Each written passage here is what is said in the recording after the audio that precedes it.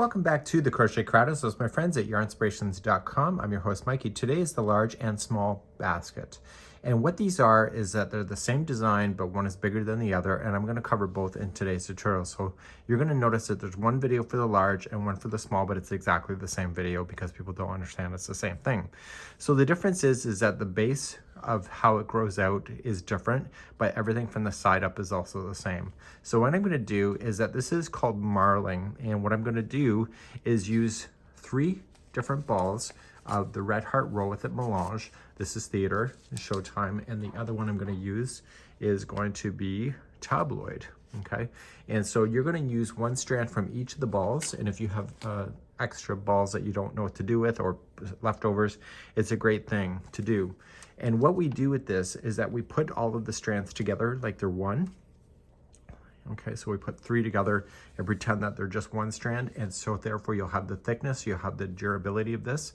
So what I'm going to do is train you to be able to do this, and then also then follow the pattern to be able to do the larger size. So I'll do the small size on camera, but tell you how to do the large size while we get there, and then we'll work on the sides together. So I'll use a 6mm size J hook and then 3 strands of the Red Heart Row With It melange. I'll provide the written instructions for you in the more information of this video. You'll see a link and then you can click that. So holding the 3 strands together, pretend that they're one, and you're just going to create a slip knot. I think this is an intermediate level because I've used the bead stitch. So pretend that it's all one, it chunkens up the yarn like so, and so you're just going to put it into your hand and pretend that this is 1 strand. This is what is referred to as marling. So we're going to then chain 4. So 1, 2, 3, and 4, and slip stitch to the beginning chain and pull through and through to form the center ring of your basket. And now let's begin round number 1. Round number 1, you can chain 1 if you prefer, but I didn't, and I'm just going to single crochet myself 8 times around the center of the ring. So we have 1, and go right up over top of the straggler, which is the starting. So then you'll do number 2,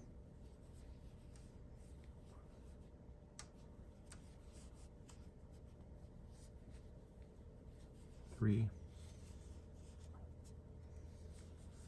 4, 5, 6, 7. And it's going to be a lot in there, so just move it around and get that 8th one in, and you'll join that with the beginning one, single crochet. If you're not sure, count it back. So 1, 2, 3, 4, 5, 6, 7, and 8. So 1, 2, 3, 4, 5, 6, 7, and 8. So once you have that done, you're going to slip stitch. And then if you went over top of the straggler like I just showed you, you can safely just cut that right down, and then you'll never see that. And let's move on to round number 2. Round number 2, you're going to chain 1, and then every stitch that you did around, starting with the one that you did the join, is going to have 2 single crochets in it. Okay, so just apply 2 singles in each of the stitches around, and so that will give you a total count of 16 single crochets. You'll notice in the pattern I gave you the stitch counts for everything, because usually people message and ask, and so I decided to skip the step of you having to ask me, and I provided it right in the pattern. So provide 2 single crochets in each stitch around, and I'll be right back in a moment. Once you get around, the first one always looks like it's a stitch, but it's not, and you're just going to slip stitch to the beginning.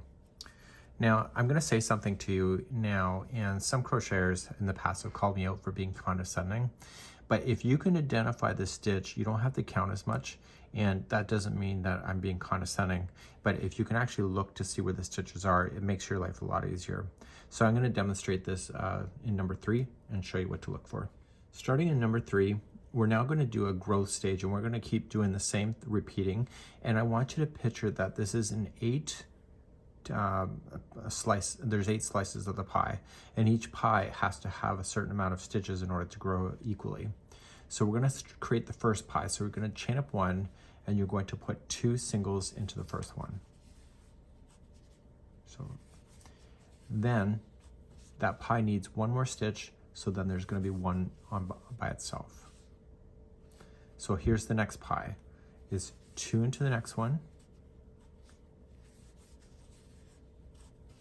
and 1 by itself. And you see how the colors are changing automatically? It's really neat.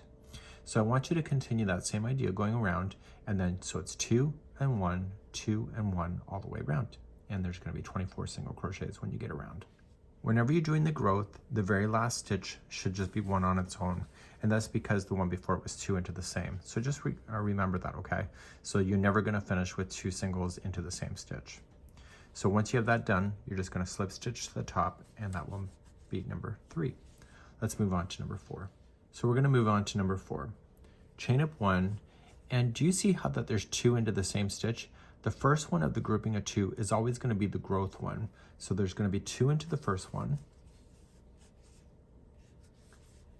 This is what I'm talking about, identifying the stitches. There's going to be then 2 by itself, but watch. You're going to put 1 into the next one, and then 1 into the next one after that. And you see below, you see how there's 2 that are sharing the same base? So the first one is always going to have 2.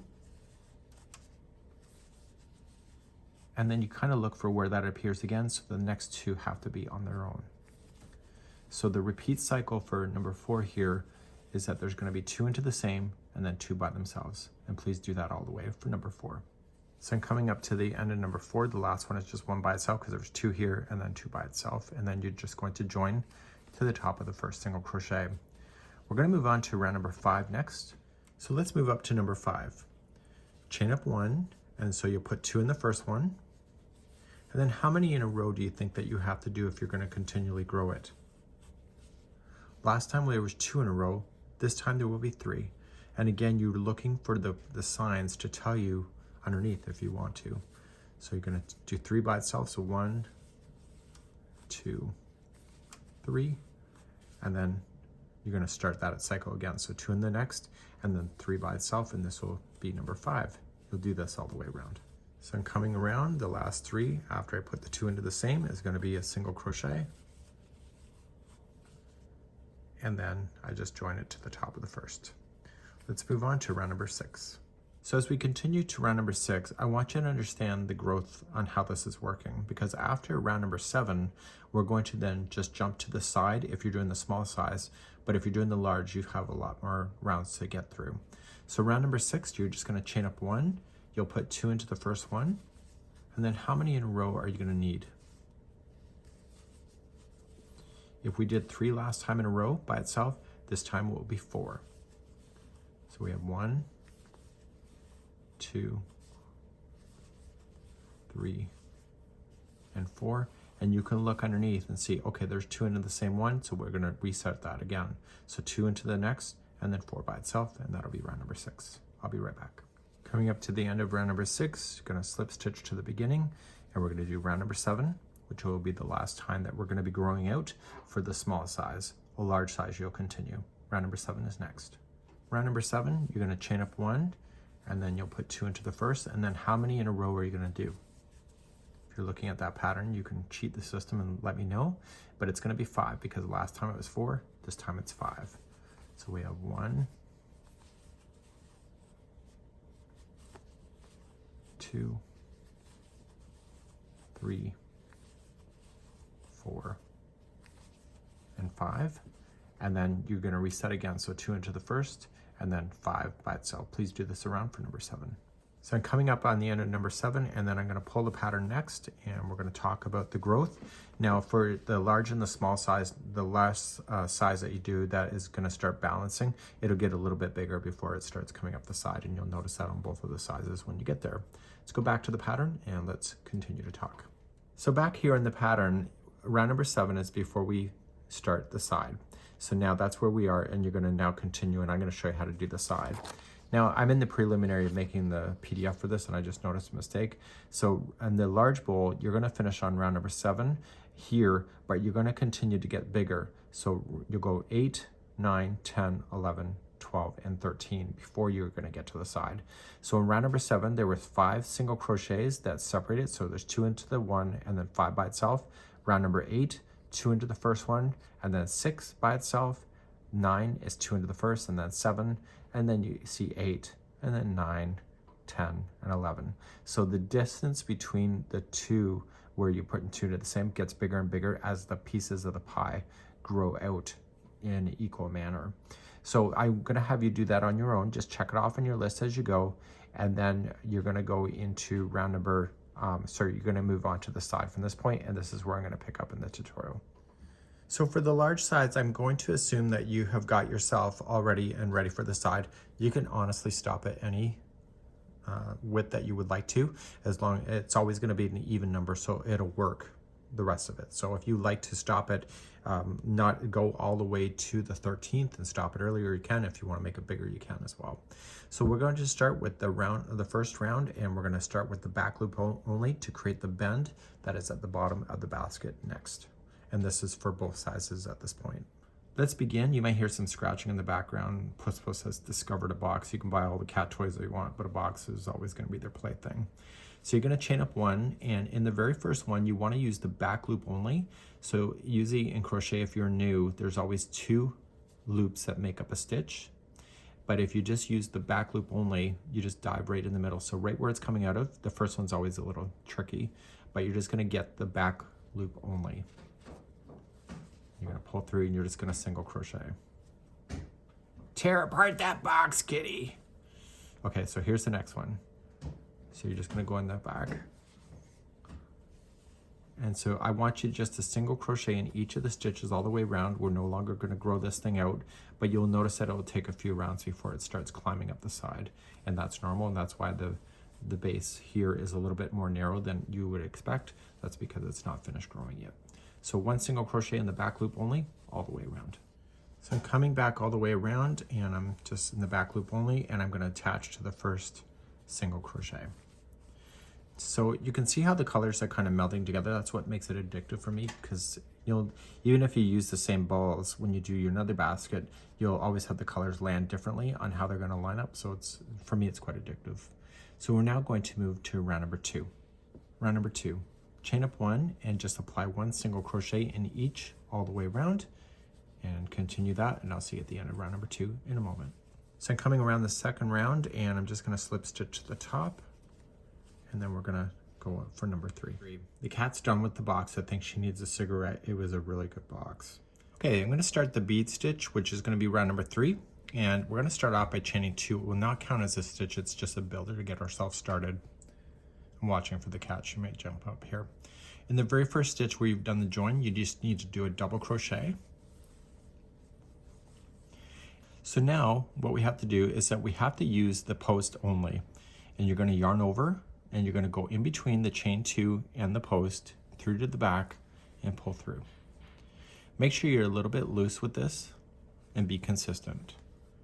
And you're going to do it a total of 3 times.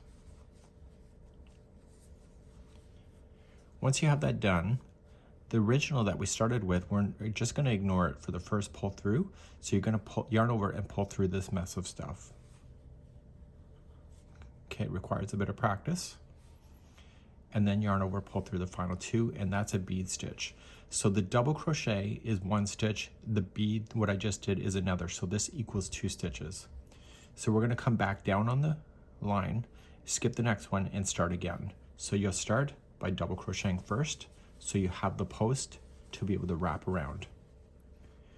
So yarn over and going around that post. So once, yarn over again, twice, yarn over again, 3 times, and pull through. And so when you pull through, you want to ignore the first one that you started with. Okay, just kind of wiggle it and yarn over, pull through the 2. And there is another bead stitch. Now I'm making this look simple. This is actually the 4th take, just to show you that it's possible without like snagging on stuff, but sometimes you do, and just be patient, and I would prefer to show you too from this perspective so I'm not getting you all confused. So please do this bead stitch all the way around, making sure you're skipping 1 stitch before each one. When you get all the way around, and if you're using this yarn, you can see that each of the beads almost has a different tinge to it. It's really neat. So after the final bead stitch, you're going to attach to the first double crochet. So there's a double crochet and then a bead stitch, double crochet and a bead stitch. So attach to the double crochet, and we're going to move on to round number 4 next. Round number 4, chain up 1, and you're going to apply 1 single crochet in each stitch.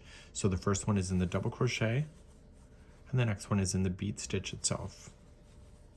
The next one is in the double crochet, and the next one is in the bead stitch itself. Okay, so please do that all the way around for round number 4. So coming all the way around, this is in the bead stitch as your last one, so you're just going to slip stitch to the first.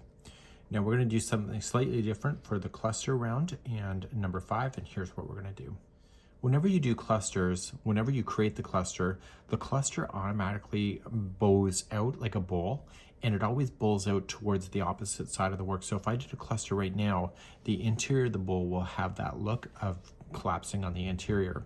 So what I want you to do is flip the project around. It's called turning, and just flip it around like this.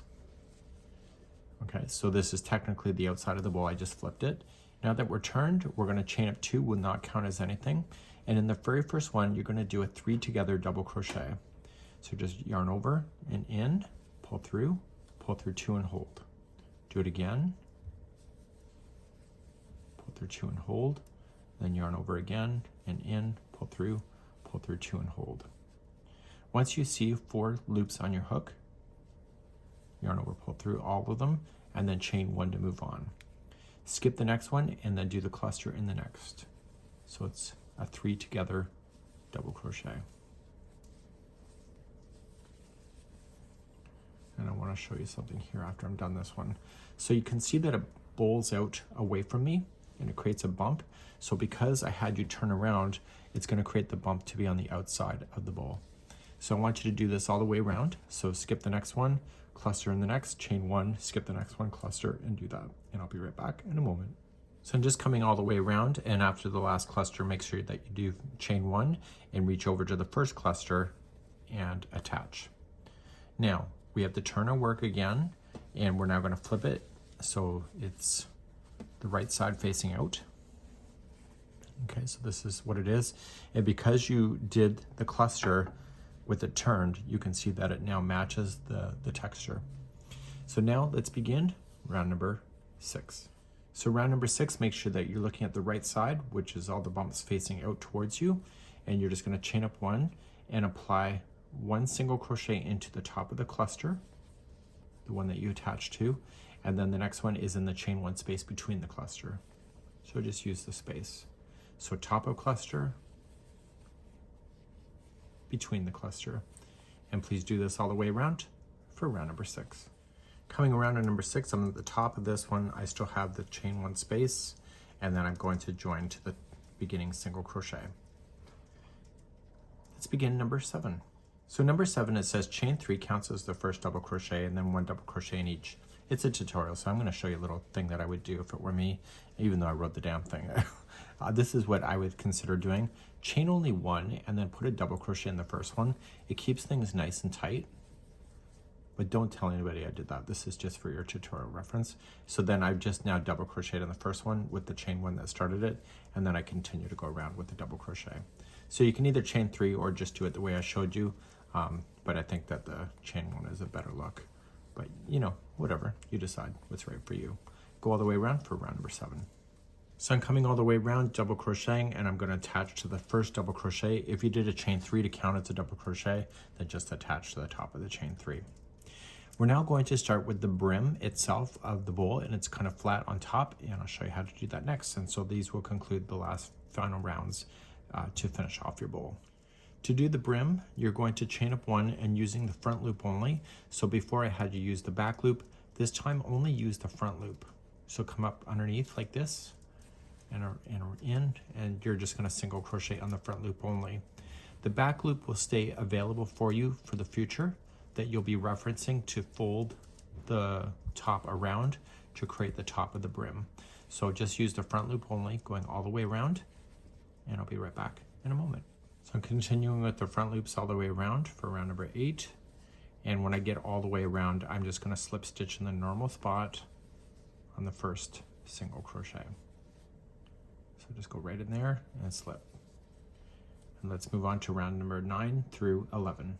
Rounds number 9, 10, and 11 are all the same. Just chain up one and apply one single crochet in each. This is creating the top of the brim. You'll see it develop in the next round that we're going to come back to, which is round number 12. But please do these 3 rounds of 9, 10, and 11 of one single crochet in each round. So now that I've done up to number 11, number 12 is the final. Do you see this ridge right here? This is the remaining loop that was left over on the 8th round. Remember that we went into the front loops? This is the back loop. So when we go to do this next step, we're going to chain one, and we're only going to use the front loop, or sorry, the back loop on this one here. So coming in the back loop only, but you're not done. I want you to fold this and capture the back loop. The first one is always hard to find, but once you get the first one, you're just going to catch the remaining back loop here. Even if you're off by one, it doesn't matter too much because they're still the equal amount. And you're going to single crochet using those two and put it together. So then you jump to the back loop of this one and then come into the remaining loop on this one. And what you're doing is you're folding this brim in half and capturing it. So back loop and remaining loop, and you're going to single crochet yourself around. And this is what creates the bowl to have a flat surface on the top. So please do this all the way around for round number 12. So I'm coming around and the top of this is folded down and it's really neat. And I'm going to come to my last one. I'm going to show you a technique that is called, I don't remember what it's called actually, but I'm not going to attach it to the beginning. And I'm just going to trim all of these yarns so that there's enough there so I can throw it through a tapestry needle. So I want you to pull this up and pull it right out. And we're going to put all 3 onto a tapestry needle at the same time. So make sure you have a big one that can fit all 3 strands. So what they do in mandalas is that I want to attach it because it's a top surface. It looks pretty obvious. So you can see it on the picture of the original that it's there. So what I want you to do is that I want you to take this strand, this needle, and go across the stitch from the back side. Okay, so they're going to come here. And do you see where this is coming out of? It's popping out of that stitch. I want you to kind of pull tight and go down where this one is coming out of and go down into it. And this will make it look like it's a stitch. And when you pull on this, give it the same distance as everything else. It's almost gone, isn't it? So then fold it in behind here, and you're just going to just weave it in and out. And because you're working in the band area, it's really easy to hide this stuff. And just going in, I'm just going to turn it around so I can see it. And you're just going to go through, and when you pull the first one, make sure you don't pull it to the point where it's going to change the way it looks. And then going through. Now just don't go between the strands, go and separate the strands itself. So don't be thinking that you just have to go in between strands, because it's better if you can actually break away the plies, because it gets really stuck quite nicely. And therefore it's gone. So now you can just safely trim that down. And now I have a second bowl to enjoy. And so when you look at the shape of this bowl, it's got a nice fat brim here, the way that the stitch is worked out, the way that it flattens off at the top. It's a really neat bowl. So this here is how to make the small and large bowl baskets by me. And we hope to see you again real soon. Bye-bye.